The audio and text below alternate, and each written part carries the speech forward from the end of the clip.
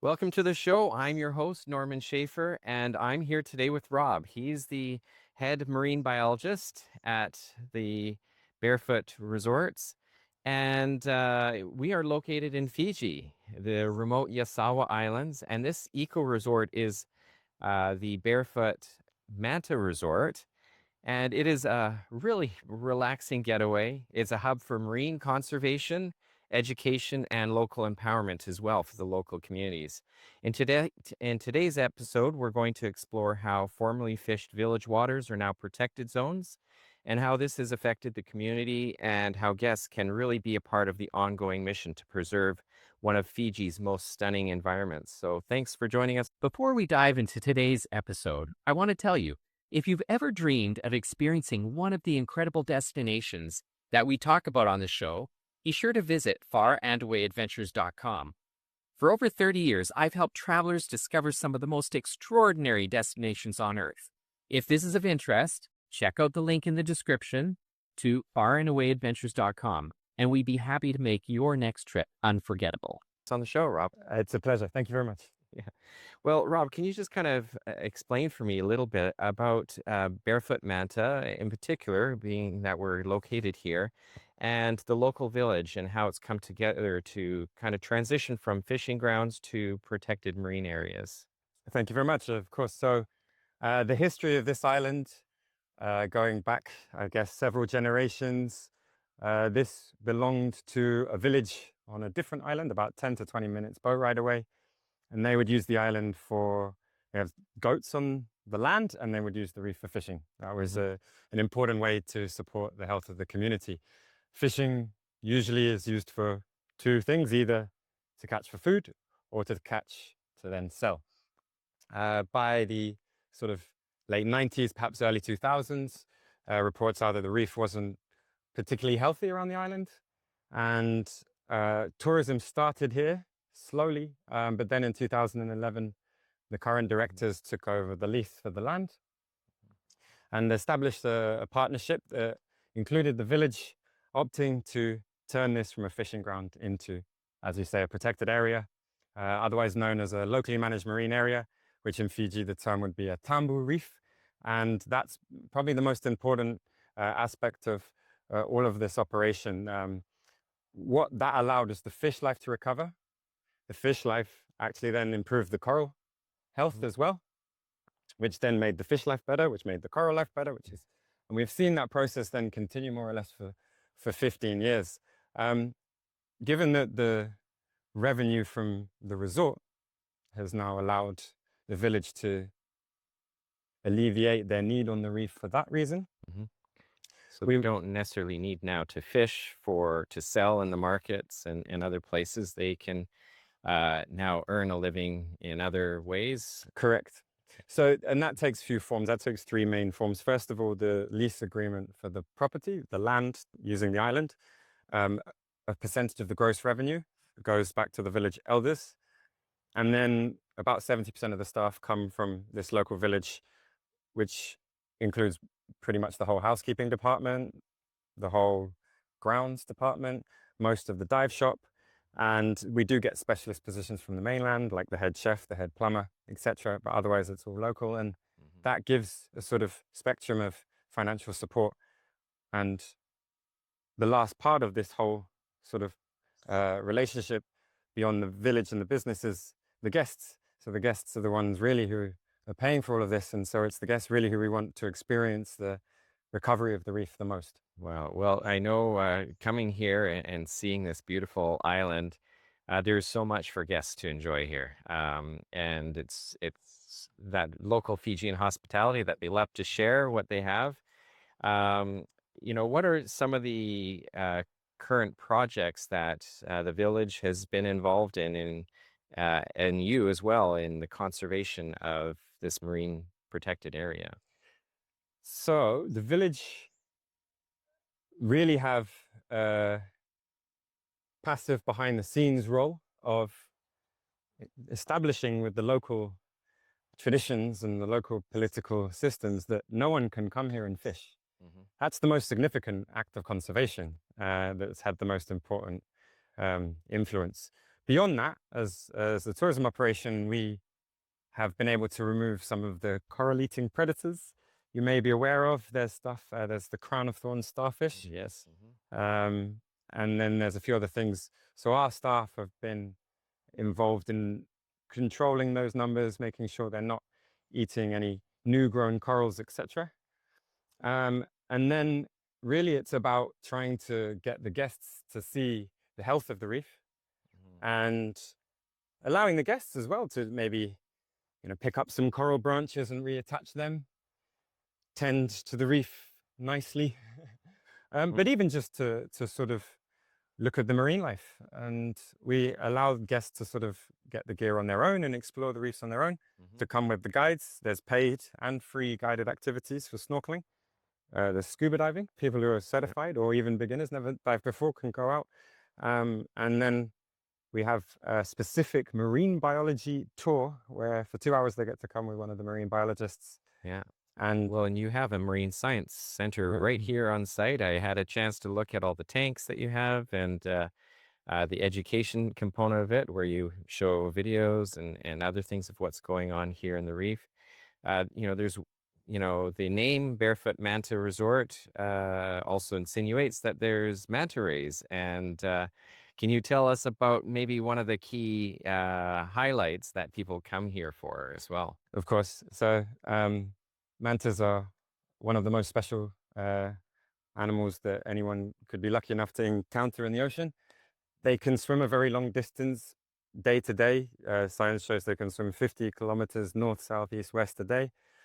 And they can go to depths of 500 meters multiple times. But we're very lucky that right next to our island is a channel that has a lot of water flow through it on different tides. And this appears to be the only manta feeding site in the Yasawas that can be accessed shallow. And over the years, from studying the site, provided it would appear we have good easterly wind, the temperature of the water is less than 28 degrees Celsius, and it appears that the falling tide from high to low, especially when it's at its strongest near peak high, if those three conditions are met, it appears that manta rays, this would be the reef manta ray, not the oceanic manta ray, which is the bigger one, but the reef manta rays, there are individuals that live around these islands and they appear in different numbers, sometimes ones and twos, sometimes 5, 10. The most ever encountered at this site at one time was 15, perhaps even more than that. But as a scientist, 15 was the most that was observed. And for guests, it's a chance to go out and see something very, very special. And it's right off our doorstep. So it's literally just a couple hundred feet right off to the side of us. So this is an incredible location. And, it's a special experience for people to come and watch the manta rays. But as we kind of talked about a little earlier, can you tell us a little bit about how careful we need to be when we're interacting with this marine life to make sure that not only that they're protected, but that also they're respected and that we can enjoy them without affecting other people's enjoyment perhaps later on? of course, yeah. I mean, it's something that probably helps people enjoy all nature. That if you're mindful that you might scare it away, I always sort of talk about, think of walking through a forest and you step on a twig and that's all it takes to scare the deer away. If you go through a run through the forest, imagine all the stuff that heard you coming and already left. So just approaching the interaction from that sort of attitude. Manta ray is actually very sensitive to the water around them. Like all the vibrations of all the moving things around them, they can feel the ripples and everything. And from studying the site and looking at what sort of interactions seem to not disturb them and which sort of interactions seem to disturb them, which is that's simply as they were feeding and then they kept feeding, or they were feeding and then they stopped feeding. It seems that once you're within about 3 meters of a manta ray, if you just stop moving, doesn't seem to disturb them much at all. Um, that's quite a difficult thing to do, to have a manta ray there in the middle of the site where the currents are moving quite fast. As an operation, we work quite hard to get the guests positioned in the right place, entering the water in advance, positioned so that they drift into the manta. I've got my hands to demonstrate this. Okay, Yes. But imagine a manta feeding here in the current, and the group just, the goal is sort of to drift past the manta, allow it to make all the decisions of whether it approaches you or leaves. But often, if we've got you in the right spot, you get a 10, 20, 30-second flyby. And to see a manta out there, it's a very special thing. And as far as the Barefoot Manta Resort goes, what's the size of it, and how many people do you take out at a given time? Yeah, so the capacity of the resort hovers somewhere between 80 and 90. I think depending on how the rooms are configured, there's 30 rooms, 30 bures, as we'd say in Fiji. And we take groups out, we stagger it as best we can, but it's one guide and 6 guests. And we have guests come to a briefing session every evening at 5 p.m. if they would like to join the next day. We explain a little bit about the site, as I've done a bit today. And they have an opportunity to sort of hear about the site, the research, the activity, what to do and what not to do, and then book in with us. And we take them, like I say, in a little boat, one guide, small group, and right off the island there, and we spend about an hour in the water. And so, yeah, I mean, that's magical if you get. It sounds like it. It sounds like it. You talk about it being magical. Is there any, can you think of a memorable experience where a guest had a really powerful connection with the ocean here, or with the marine life? I have to refer to a guest this morning who is a group of sisters and their partners from Northern California who were with us last year. And they arrived on the island yesterday. They came out with me this morning. And for an hour, we drifted through the site, and there was no manta around at that time.